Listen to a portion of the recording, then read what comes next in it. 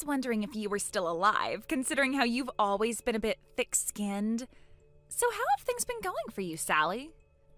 Oh, it's you. Well, I see you're still up to your usual tricks. Well, I've been living on my own for the past 8 years, ever since I left home, in a way that's, well, let's just say it's not exactly the most luxurious life. Is that so? You seem to be enjoying yourself, though, from the way you talk down to me. I'm not poor, you know. And by the way, I figured out where you're living now. Oh, really? I didn't realize you'd become so observant. You were seen leaving your apartment with some man. It was such a surprise. When was this? About 2 months ago, I think. What? Well, I guess I'll have to start looking for a new place then. Oh, I see. But I bet you don't have the money to just up and move like that, do you? Actually, I do. I've been saving up for just such a situation. You might be surprised, but I've planned ahead. Well, of course you would. But honestly, I'm not interested in your little plans. Let's just get to the point, shall we? Fine. You seem to think I'm the same as before, but things have changed. I'm not the same girl who left home all those years ago. I'm not the one who was left behind to deal with all the drama. What are you talking about? You know exactly what I mean. Ever since I was little, everything was always about you. Mom and Dad always favored you. You were always the pretty one, the one who could have anything, and I was just left in your shadow. Oh, come on. You've always had things easy. It's not like you were neglected. No, I wasn't neglected, but I wasn't treated the same either. You were always the one who got everything, and when you didn't get something, you took it from me. I had to work hard for everything. I could barely finish high school without the help of one of my uncles. Oh, so now you're blaming me for everything? Of course I blame you. You were always the one who got the attention, and that's why I left. The moment I graduated from high school, I couldn't stand living under the same roof as you and Mom and Dad anymore. Oh, so that's it, huh? You couldn't handle the fact that I was loved more than you, so you ran away. Exactly. I didn't want to live in a place where everything was about you. I wanted to live for myself. And now I've built a life for myself, one that doesn't depend on anyone else. So what now? Why are you wanting to talk to me again?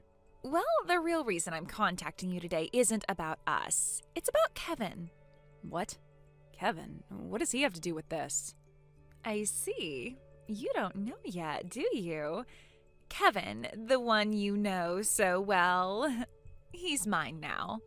What are you talking about? You didn't take him from me. Oh, but I did. He's with me now, and as far as I'm concerned, he's mine. No way.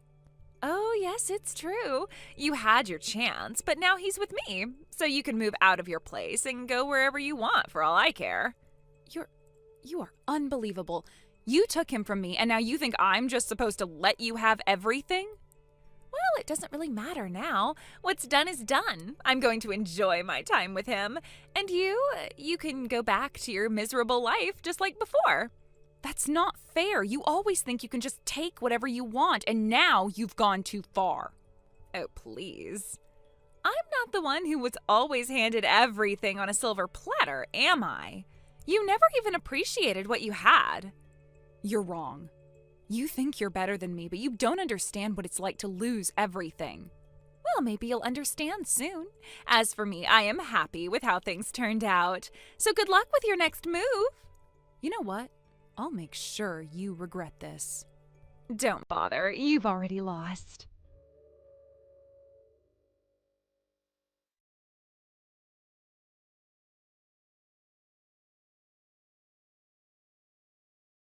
Hey, long time no see. Oh, wow. What's going on? Oh, it's nothing much. Just wanted to talk about something. Is that so? What is it? I have a wonderful announcement. Another one of your wonderful announcements, huh? The last few were not so great, to be honest. Oh, don't be like that. This one's really good news. Right. Okay, well, what's the news? I am pregnant with Kevin's child. Wait, what? You're pregnant with Kevin's baby? Well, yes. Surprised? Of course I'm surprised. This is a lot to take in. It's true. We've been together for a while, and now we're expecting. It's all happening so fast, but I couldn't be happier. I don't know what to say. Wait, so you've already gotten married? Yeah, we got married not long ago. It was right after Kevin's family went through a rough time, so we waited for the mourning period to pass, and then we got things sorted. I'm actually in my third trimester now. Third trimester? That's so soon. I know, right? It's all been a whirlwind, but I'm really happy about it. Kevin is going to be such a great dad. I know it. I see. I guess you're really excited, huh? Of course, I'm thrilled. But you look like you have a lot to say. It's just, I never thought I'd see the day where you'd be the one having a baby with Kevin. Well, I did, didn't I? It's not like I'm going to let a high-spec, handsome guy like Kevin slip through my fingers. Oh, you think he's that great? Well, yeah, I mean, have you seen him? He's perfect. Smart, successful, and good-looking. Who wouldn't want someone like that? Maybe. But you're acting like he's some kind of top-tier prize. He's a good guy, but there's more to it than just his looks and status. Oh, so now you're going to downplay him? I'm not downplaying him, but you have to admit there's a lot more to a person than just their outward appearance or job, don't you think? Well, whatever. Anyway, I'm happy with my choice. But you do know that Kevin has been doing really well for himself. He's been making a lot of money with his app development business. Wait, hold on a second. What are you talking about? Kevin has been making money with apps? Yeah, he's been doing great. He's earned a good amount. In fact, he's making about $180,000 a year now. $180,000? Where did that number come from? I thought Kevin himself told me he only made about $1,500. Oh, no. He was talking about his monthly income. If you multiply that by 12 months, that's where the $180,000 comes from. Correct. And if you multiply that by 12 months, you only end up with $18,000, not $180,000. Wait, hold on. So you're telling me that his yearly income is only $18,000? Yeah, exactly. That's right. But he told me he was making $180,000 a year. Well, then maybe you misheard or misread what he told you? That can't be right. He's been working on smartphone apps and making a lot of progress. I mean, he's not doing bad at all.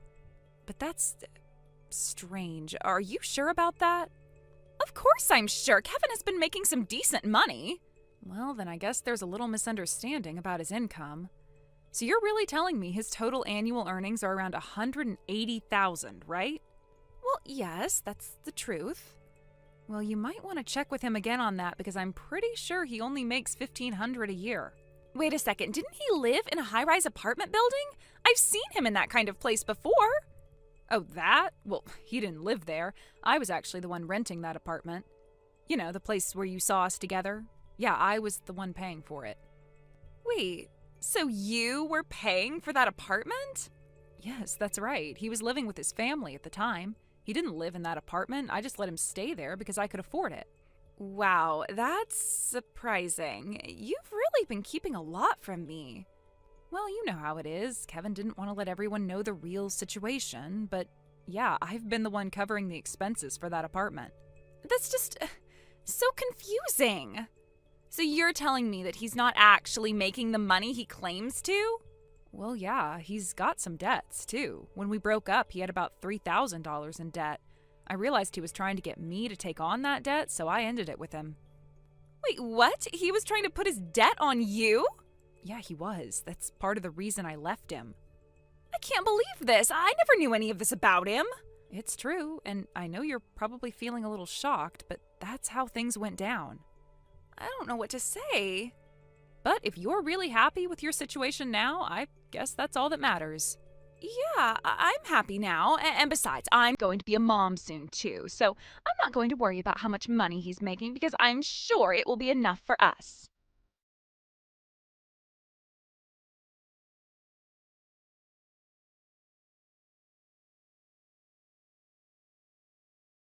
Hey, have you heard from Kevin? I haven't been able to get in touch with him. Oh, really? That's strange. I even went to Kevin's parents' house, but no one is there. I don't know where he's gone. Could it be he's avoiding meeting both families after finding out we're having a baby? Wait, what? Are you telling me that Kevin hasn't even visited both families for introductions yet? That doesn't make sense. Well, he did say his family is in mourning right now. They're grieving, so it's not the right time for introductions. But once the mourning period ends, he said he'd take me to meet his parents. That's odd. I've never heard anything about a loss in Kevin's family before, though. Maybe he just didn't mention it to you? Or maybe he hasn't been fully honest with you? I've never heard him talk about it, but honestly, the whole situation feels weird. It's almost like he's avoiding something. What do you mean by avoiding? Are you implying that Kevin's running away from this whole situation? Well, it's hard to ignore that he's not exactly acting like someone who's ready to settle down with you. And on top of that, I'm starting to wonder if he's even the father of the baby. What? Are you suggesting that I might be wrong about him being the father? Well, that's a bit much, don't you think? I just have my doubts. I mean, you've been with Kevin for about 5 months, but this whole thing feels rushed. And when I look at everything that's been going on, I wonder about the truth behind it all. It's kind of terrifying the way you're talking, like you're just assuming Kevin's running away from me. Honestly, I think that's exactly what's happening. I wouldn't be surprised if he's not ready to deal with everything right now. You're seriously questioning whether Kevin's the father of this baby? What about you? You don't seem to be very sure about your own situation either. Look, I'm about to have a baby, and this whole thing is getting complicated. But I have to deal with it. I can't just run away from the situation. Well, I can't say I'm not worried myself. But you really need to figure out where you stand, especially since you're dealing with this all by yourself. By the way, where are you living right now? I need to know because I plan to have my baby there. Wait, what? You want to have the baby at my place? Well, yeah, I need your address. You're the only one I can rely on right now. But I'm living abroad right now. After I broke up with Kevin, I started dating someone else. Not long after, he got a job overseas and proposed to me, so I decided to go with him.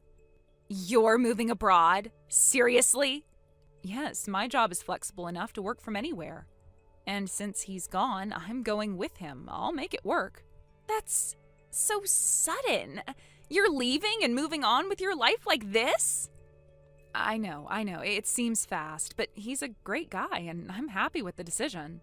I never thought it would turn out this way. Wow, I can't believe you're moving on so quickly, especially after everything with Kevin. And here I am, struggling with my situation. How is it that you're happy while I'm stuck here with all this uncertainty? Well, sometimes life just works out differently than we expect. But don't worry, you'll figure it out too. I know things are tough right now, but I'm here for you. I guess. It just feels like everything's falling apart while you're out there living your life. I understand, but life doesn't always go as planned. We just have to roll with it and keep moving forward, no matter how hard it gets.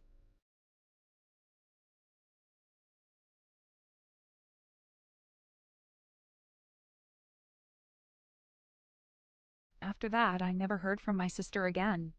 She had always been the kind of person who wanted everything. From a young age, she'd never been satisfied with what she had, always seeking something more. More attention, more affection, more possessions. It was part of her nature, a trait that made her both loved and frustratingly unpredictable. But this time, the things she wanted weren't just material possessions. She wanted something that no one could give her without consequences. She wanted things that went beyond the realm of what was acceptable, and that desire led her down a path that she couldn't turn back from. She'd always been impulsive, quick to act on her desires without considering the aftermath, but this time, the cost was so much higher than I think she ever anticipated. Her choices had caught up with her in ways that I could never have imagined, and the consequences of those choices were devastating, not just for her, but for the entire family. The toll it took on everyone was immeasurable, and even now, I'm not sure if she truly grasps the weight of what she's done. I found out that before she started dating Kevin, she had been involved with a married man, and not just casually involved. She'd been carrying on an affair with him up until the day before she and Kevin began their relationship.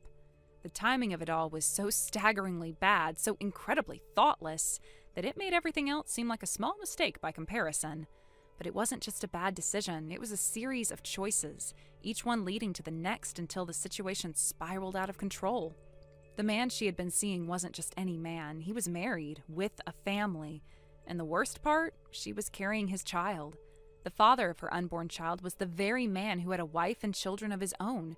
As if that wasn't enough, once his wife discovered the affair and found out about the pregnancy, she went straight to a lawyer, filing a lawsuit for damages. By the time my sister entered her final trimester, the legal papers were already being served. The timing was impeccable, so perfect that it seemed almost like it had been planned, like everything had been orchestrated from the start. It didn't take long for my parents to find out, and the news hit them like a freight train. They were in complete and utter shock, unable to comprehend what was happening. The reality of it all settled over them like a heavy fog, and I could tell it was taking a toll on them, emotionally, physically, even mentally. My mother, who had always been the pillar of strength in our family, became withdrawn and pale, almost as if the weight of the situation had physically drained the life out of her. My father, usually so composed, spent his nights pacing the house, talking in circles, unable to process the gravity of it all. In the midst of all this chaos, my sister gave birth. The birth of her child was, I suppose, a bittersweet moment. While there was joy in the fact that she had brought a new life into the world, there was also an overwhelming sense of guilt that loomed over everything. I can't imagine what it must have been like for her, holding her newborn baby while knowing the circumstances surrounding its arrival were anything but conventional. There was no joy in that birth for anyone other than the child, who was, through no fault of his own, caught in the middle of a disaster. And yet, even after everything, my sister didn't seem to grasp the full weight of her actions. Instead of staying home to care for her child, she handed the baby to our parents and went straight to work. She picked up multiple jobs, working herself into the ground, all in an attempt to escape the mess she had created. It wasn't just about the money, although that was certainly part of it. It was about the distance. She needed to get away from the stares, the whispered conversations, the judgment. She needed to feel like she was doing something, anything, to get herself out of the hole she had dug for herself. But no matter how hard she worked, it was never enough to erase the past. She couldn't outrun her mistakes no matter how many jobs she took on or how many hours she worked. There was only one time when our parents reached out to me, and it wasn't for support. It was to ask me for money. They needed help paying for some of the legal fees and other expenses that had piled up. I won't lie, it hurt. It hurt because, for once, I wasn't sure what to do. I had always been the one who supported the family, who stepped in when things got tough, but this time, I couldn't help. I couldn't support my sister, not after everything she had done. I refused. I made it clear that I wasn't going to be a part of this anymore. I had no obligation to bail her out of the mess she had created.